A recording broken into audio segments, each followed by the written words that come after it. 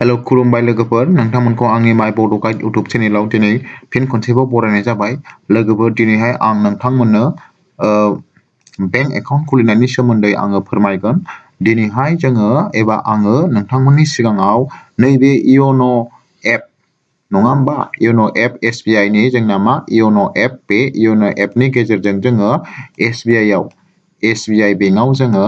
Online न'आवनो थानानै जोङो एकाउन्ट खुलिनानै देखायगोन योन' माने नोंथांमोना मिथिखागौ मा इउ अनलि निड वान नङा होमबा बे एपनि गेजेरजों जोङो न'आवनो थानानै बेंकआव जोङो थाङालासिनो जोङो डाइरेक्ट न'आवनो थानानै 20 मिनिटनि गेजेरावनो जोङो एकाउन्टखौ कमप्लिटलि जोङो फुल KYC खालामनानै जोङो खुलिनो हायो लोगोफोर आं नोंथांमोननो देखायगोन बेखौ जास्ट खालि नोंथांनाव मा थानांगोन आधार कार्ड थानांगोन आरो पेन कार्ड थानांगोन बे आधार कार्ड आरो पेन कार्ड बे मोननै डकुमेन्ट थाबानो जोङो न'निफ्रायनो जोङो भिडिअ कलनि गेजेरजों जोङो बे एपनि गेजेरजों जोङो एकाउन्टखौ कमप्लिटलि खुलिगोन अब्ला फैदो जोङो भिडिअखौ फारि फारि जोङो जागायनोसै आसा खालामो नोंथांमोना भिडिअखौ जोबजासिम नायगोन आरो खुलिनांगौ थायोबा ट्राइ खालामगोन अब्ला फैदो जोङो आराम्भ खालामदिनि एकाउन्ट खुलिनाय प्रसेसखौ जोङो आराम्भ खालामनो थाखाय गिबियावनो नोंथाङा नोंथांनि फनाव सिमखौ बबे सिमाव दङ बेखौ अन खालामनानै सेलेक्ट खालामनांगोन आरो एलाउड खालामनानै होनांगोन अब्ला बेबायदि टाइम खारगोन अब्ला बेखौ खारहोग्रोदो बेनि उनावहाय जोंहा स्टेप बाय स्टेप फैगोन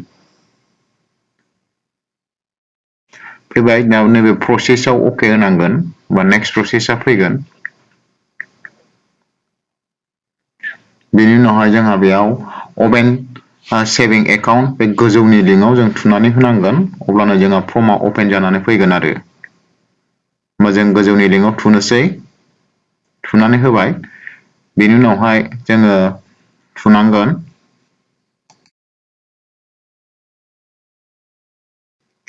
दा बेयाव नुबाय गोजौआव इन्स्टा प्लास सेभिं एकाउन्ट गाहायाव इन्स्टा सेभिं एकाउन्ट जोङो गोजौनाव इन्स्टा सेभिं एकाउन्टआव थुगोन अब्ला बेजों थुबा जोंना भिडिअ कलिंनि दारै जोंना भेरिफिकेसन जागोन आरोखि अब्ला जों थुबाय निउ एकाउन्ट खुलिनायाव निउ एकाउन्ट बेयाव थुबाय दाना बेयाव जोंना माखासे फुल KYC एकाउन्ट इउजिं भिडिअ कल पेपारलेस एकाउन्ट होननाय दङ जोङो बेखौ माबानांगोन नेक्स्ट प्रसेसआव थुदो नेक्स्ट प्रसेसनि उनावहाय जोङो मा बेखौ नोंथांमोना फरायनानै लादो ओमफ्राय जोङो फारि फारि फिलआप खालामलांसै फर्मखौ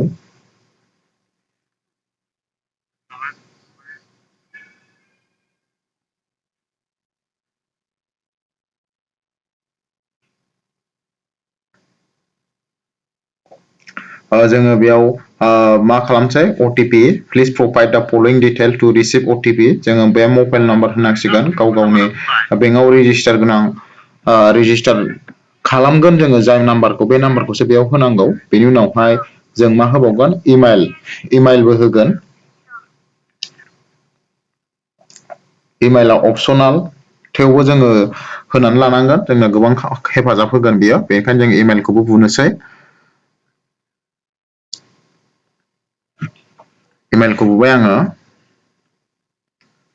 नोंथांमोना भिडिअखौ जोबजासिम नायबानो न'आव थानानैनो नोंथाङा एकाउन्टखौ खुलिनो हागोन आरोखि 20 मिनिटनि गेजेरावनो जोंना एकाउन्टआ रेडि जागोन अब्ला जोङो इमाइलखौ बुग्रोबाय बेनि उनावहाय जोङो बुखांनायनि उनावहाय नेक्स्ट होनसै नेक्स्ट होबा जोंनाव OTP फैगोन मोनसे OTP फैबाय बे OTP खौ जों बेयाव बुनांगोन आरोखि मबाइल OTP फैगोन मोनसे आरो मोनसेया जाहैबाय जोंना मा इमाइल OTP मोननैबो OTP खौ जों कालेक्ट खालामनानै बेयाव बुदो बुनायनि उनावहाय जोङो नेक्स्ट प्रसेसआव थांगोन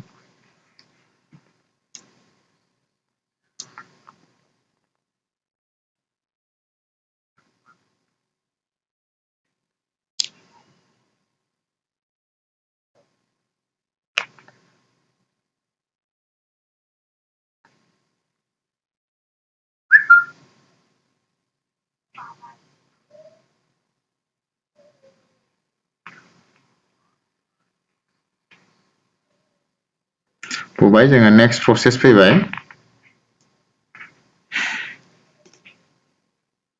नेक्स्ट प्रसेसआव जोंना बेयाव जों मा खालामनांगोन जों पासवार्ड बुनानै लानांगोन माखासे आरो बे पासवार्डखौ जों रावनोबो शेयार खालामालासिनो जोङो अबेबा खाथायाव लिरनानै दोनगोन आरोखि बेयाव लिरनाय दंखायनो please create your application password and re-enter application password बेखौ जोङो पासवार्डखौ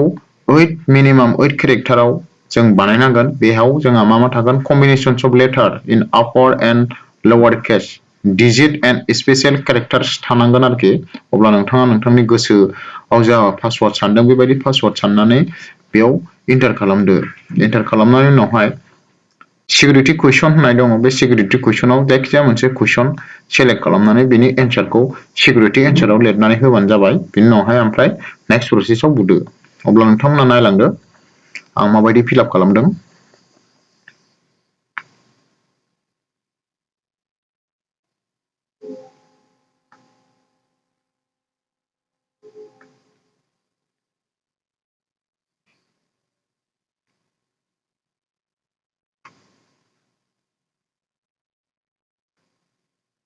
बिनि उनाव जोङो अके होदो साबमिट होखांनायनि उनावहाय अके उनाव बेबायदि फैबाय ओमफ्राय बेयाव टिक मार्क होदो टिक मार्क होखांनानै जोङो नेक्स्ट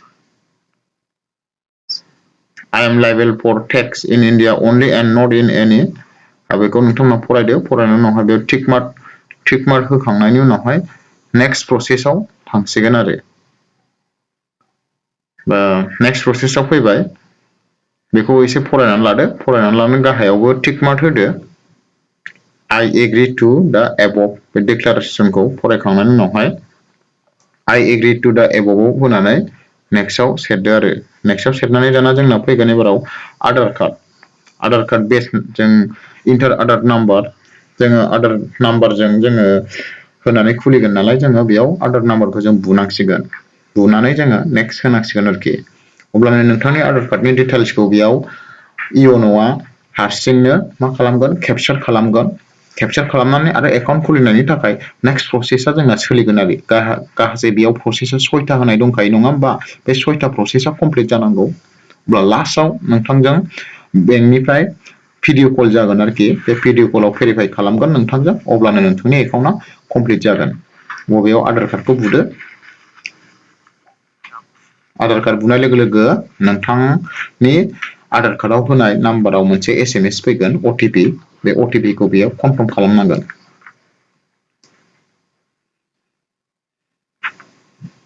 आं आधार कार्ड नाम्बारखौ बुनोसै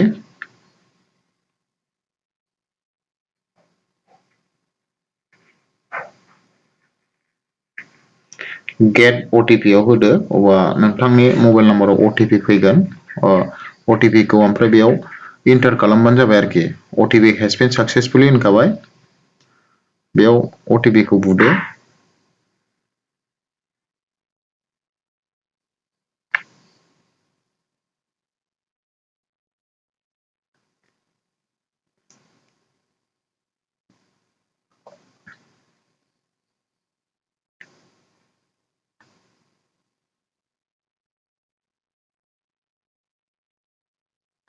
OTP बुखांनाय लोगो लोगो बेयाव नोंथांनि आधार कार्डनि डिटेल्सआ फैबाय आरोखि पार्सनेल डिटेल्सआ बेयाव खावब्ला ओंखारबोखागोन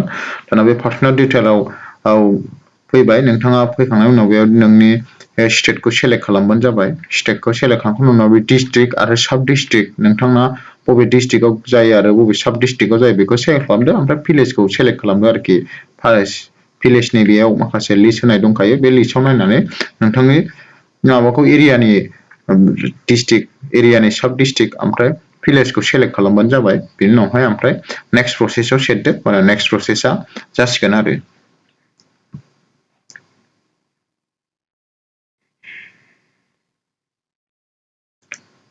जोबोर गोरलै नोंथांमोन जोङो अफिसाव थाङालासिनो जोङो न'निफ्रायनो जोङो खुलिनो हायो न'निफ्राय खुलिखांनायनि उनावहाय जोङो जास्ट खालि जोंनो मा खनसे जोङो अफिसाव थांनांगोन मानो थांनांगोन जोङो पासबुकखौ लायनांगोन नङा होमबा पासबुकनि थाखाय जोङो अफिसाव थांनानै पासबुकखौ जोङो लानानै फैनांगोन आरो बे बा फैदो जोङो फारि फारि खालामबाय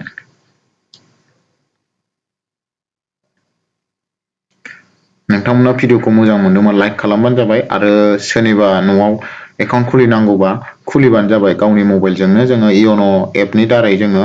20 मिनिटनि गेजेरावनो जोङो एकाउन्टखौ रेडि खालामनानै लानो हायो ओमफ्राय अखानायै पासबुकखौ लायबानो जाबाय।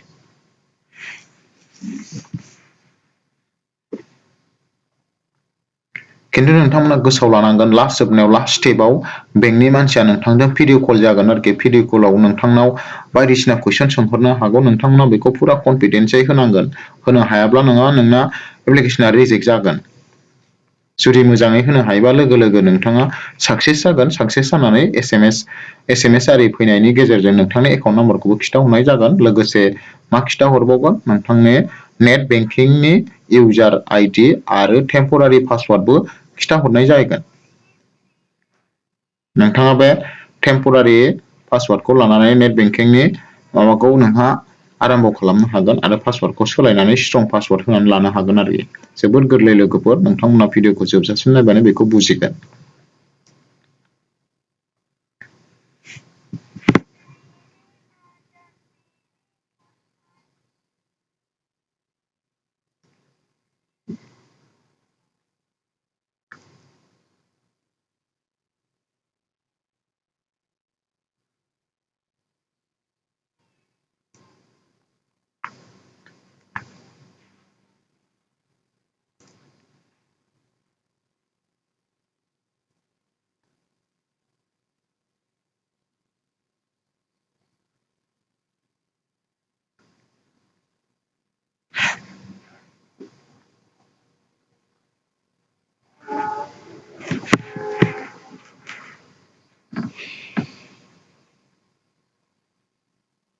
बिनि उनाव नेक्स्ट प्रसेसआव जोंहा पार्सनेल डिटेल्सआव जों मा होनांगौ 2 नाम्बाराव नोंथांनि पेन कार्ड नोंथांनि पेन कार्डखौ जोङो मा खालामनांगोन बेयाव इन्टार खालामनानै होनांगोन आरो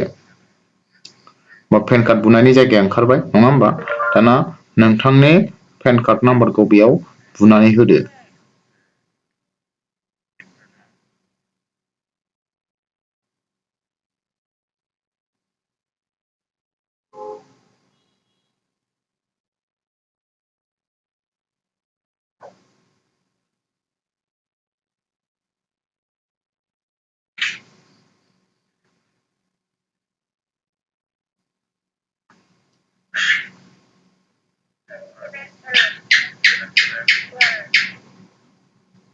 पासवार्ड आङो बेयाव पेन नाम्बारखौ बुबाय बिनि उनावहाय नेक्स्ट प्रसेसआव सेरदो नेक्स्ट प्रसेसआव सेरबा नोंथांनि आधार कार्डआव होनाय फट'आ बेयाव डाइरेक्ट खावब्ला ओंखारफैखागोन बे फट'आनो नोंथांनि पासबुकआवबो बेनो सेबखांजानो हागौ एबा सेबखांजागोन। अब्ला जों नेक्स्टआव होदो नेक्स्ट होबा नोंथांनि बेयाव एडिसनेल डिटेल्स फैबाय नोंथाङा बेयाव नोंथांनि इडुकेसन क्वालिफिकेसनखौ बासिदो आरोखि नोंथाङा बेसेबां फरायनाय बेखौ बासिदो बासिनानै होखांनायनि उनावहाय नोंथाङा बेखौ मा नेक्स्ट बटनाव सेरनानै नेक्स्ट प्रसेसआव थांदोलाय। जोंना 3 नाम्बार प्रसेससिम फैबाय दा जोंहा मोनथामल'सो प्रसेसा जों मोजाङै मोजां बारलांगासिनो दं। दाना जोङो इडुकेसन क्वालिफिकेसनखौ बासिखांनायनि उनावहाय बेयाव एडिसनेल डिटेल फैबावबाय मेटेरियेल स्टेटास बेयाव नोंथाङा मेरिट ना आनमेरिट बेखौ होदो बेनि उनावहाय बेयाव नोंथांनि एडिसनेल डिटेलाव नोंथांनि प्लेस अफ बार्थ एप्लिकेन्ट बेखौ होदो ओमफ्राय मिडेन नेम फादार्स नेम मादार्स नेम बेफोरखौ फिलाप खालामनानै लाजोबदो आरोखि बे फिलाप खालामनायालाय गिदिर बाथ्रा नङाना जों बयबो हाखायो बेखौलाय फिलाप खालामनो अब्ला मोजाङै फरायनानै नोंथाङा बेखौ एकदम सिनसियारलि फिलाप खालामबानो जाबाय फिलाप खालामनानै ओमफ्राय उनावहाय नेक्स्ट बटनाव होदो होमबानो नेक्स्ट स्टेपाव फैलायगोन होमबा जोङो बेखौ फिलाप खालामसै थाबैनो।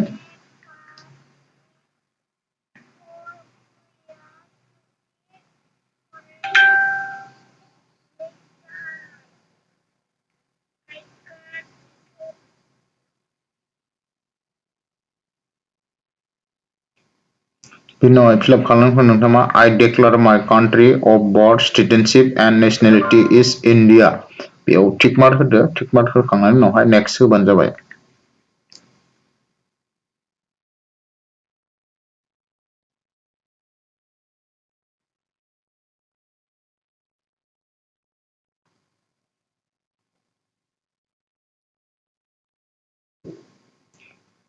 नेक्स्ट होबाय नेक्स्ट होनायनि उनावहाय बेयाव एडिसनेल डिटेलाव नोंथांनि एनुवेल इनकामखौ बिबाय आरोखि बे नोंथाङा मा एनुवेल इनकामखौ होबावदो बेयाव एनुवेल इनकामखौ नोंहा बेसेबांसो होदो होखांनायनि उनावहाय सार्भिस ना आदार्स ना बिजनेस ना नट केटागराइज अकुपेसना बेखौ सेलेक्ट खालामदो होबाय होखांनायनि उनाव जोङो नेक्स्ट प्रसेसआव फैबाय नेक्स्ट प्रसेसआव जोंना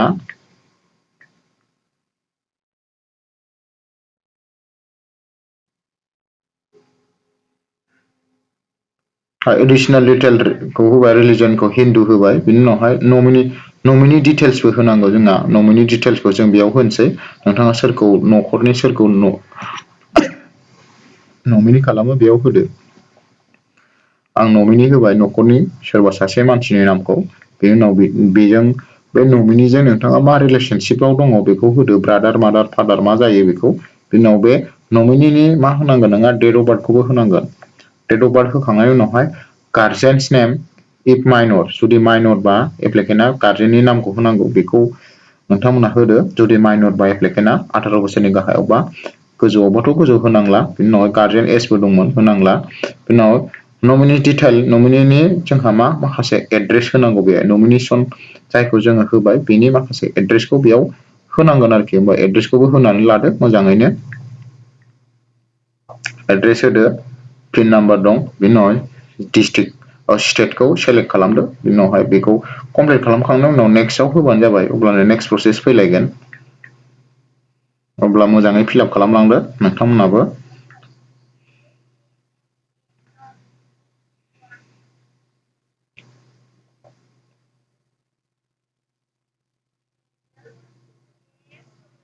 जोबोर गोरलै नोंथांमोन आं न'खरनि सासे फंबायनिखौ बेजोंनो आङो इयन'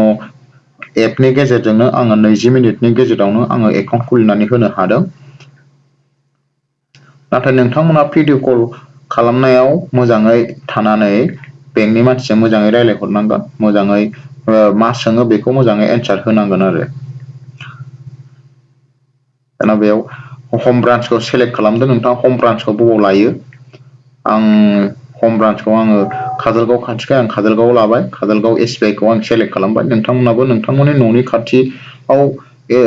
ब्रान्स दंबा बे ब्रान्सखौ सेलेक्ट खालामबानो जाबाय आं काजलगाव SBI ब्रान्सखौ सेलेक्ट खालामबाय ओमफ्राय नेक्स्ट प्रसेसआव होनोसै आरो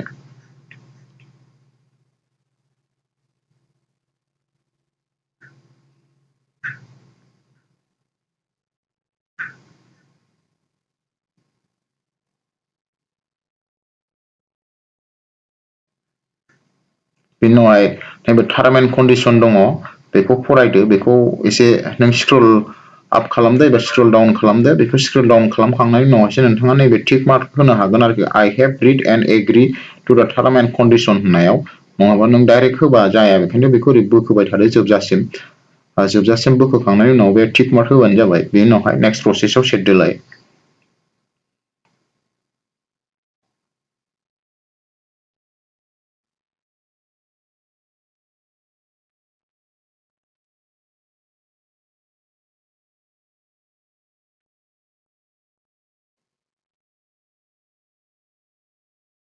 सेरदो नेक्स्ट प्रसेसआव सेरखांनायनि उनावहाय नोंथांनाव नोंथांनि मबाइल नाम्बाराव OTP फैगोन बे OTP खौ बेयाव बुनानै होदो OTP नि जायगायाव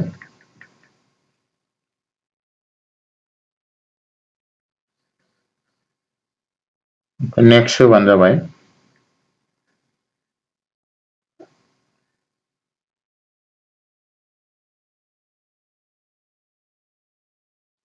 नेक्स्ट नेम अन कार्ड आरो नोंथाङा नोंथांनि डेबिट कार्डआव एबा ATM कार्डआव मा नामखौ होगोन बेयाव नेमखौ मोजाङै कारेक्सन खालामनानै लादो जुदि दस्रा नाम होनो गोसो दंबा होदो अब्ला बेखौ होबाय 15 डेजनि गेजेरावनो नोंथांनाव सफैगोन होननानै बुंदों ATM कार्डखौ दा नैबे टकेन नाम्बार नोंथांनि टकेन नाम्बारखौ उनावहाय माबा बायदिसिनाफोर प्रब्लेम जायोब्ला बेखौ नांनो हागौ बेनिखायनो बेखौ मोजां लिरख'नानै दोनबानो जाबाय टकेन नाम्बारखौ बेखौ भिडिअ KYC खालामनायाव सोंनोबो हागौ बे टकेन नाम्बारखौ बेखायनो टकेन नाम्बारखौ लिरनानै दोनखाबानो जाबाय साइडआव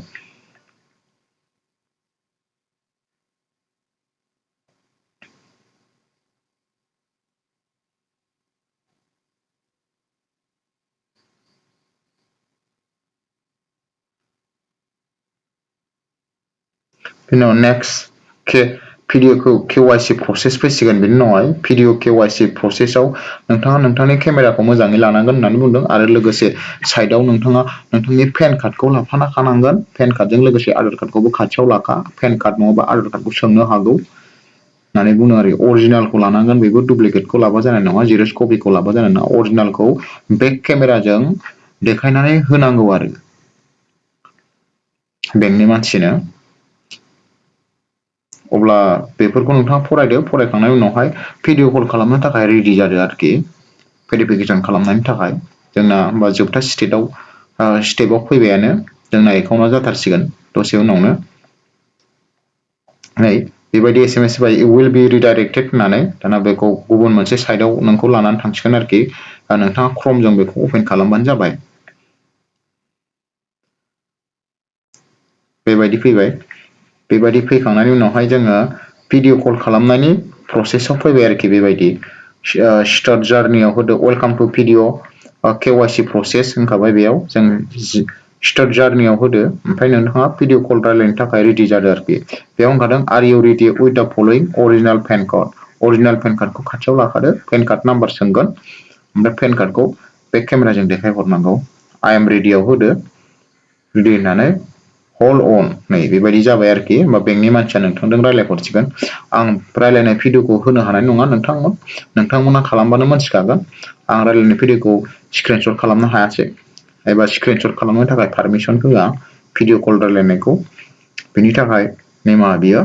अब्ला भिडिअ कल रायलायखांनायाव जुदि नोंथाङा मोजाङै रायलायोब्ला मोजाङै जुदि डकुमेन्ट बिनायखौ देखायहरनो हायोबा पेन कार्डखौ मोजाङै देखायनो हायोबा नोंथांना साक्सेस जागोन प्रसेसा साक्सेस जाबाथाय नोंथांनि एकाउन्टआ जाबाय होननानै साननानै लादो दसे उनावनो नोंनाव SMS फैसिगोन आरोखि एकाउन्ट नाम्बारखौबो नोंनो फोरमायहरसिगोन लोगोसे नोङो नेट बेंकिंनि टेम्परारि इउजार आइडिजों लोगोसे टेम्परारि पासवार्ड बेखौ हरगोन नोंथाङा बे इउजार आइडि आरो टेम्परारि पासवार्डखौ नोंथाङा साइडआव थांनानै नेट बेंकिंआव खनसे लगइन खालामनानै मा खालाम नोंथाङा पासवार्डखौ चेन्ज खालामनानै लाबानो जाबाय ओमफ्राय बिनि अखानायै नोंथाङा जुदि नोंथांनि एकाउन्टआ एक्टिभ जायोब्ला SMS फैखागोन SMS फैखांनायनि उनावहाय नोंथाङा बेंकआव पासबुक लायनो थांबानो जाबाय आरो जोंहा मिनिमाम बेसेबां बेलेन्स डिप'जिट खालामनांगौ बेखौ डिप'जिट खालामबोबानो जाबाय बेंकआव अब्ला नायदो नोंथांमोन जोंहा SBI आव जोंहा एकाउन्ट खुलिनो थाखाय जोबोद इजि जोङो न'आवनो थानानै जोंनि मबाइलजोंनो जोङो yono एपनि दारै जोङो SBI आव 20 मिनिटनि गेजेरावनो जोङो एकाउन्टखौ खुलिनानै लानो हायो अब्ला नोंथांमोनाबो खुलिनांगौ दंबा खुलिनानै ट्राइ नायदो अब्ला दिनैनि भिडिअआ बेखिनियावनोसै लोगोफोर नोंथांमोना भिडिअखौ नायनानै माबायदि मोनखो मोजां मोनदों ना गाज्रि मोनदों बेखौ कमेन्ट बक्सआव खिथाहरबानो जाबाय आं बेबायदिनो इडुकेसनेल भिडिअजों लोगोसे आङो टेक्निकेल भिडिअबो आङो सम सम लानानै फैबाय थागोन बेखायनो नोंथांमोना आंनि चेनेलखौ लाइक हो थेंक इउ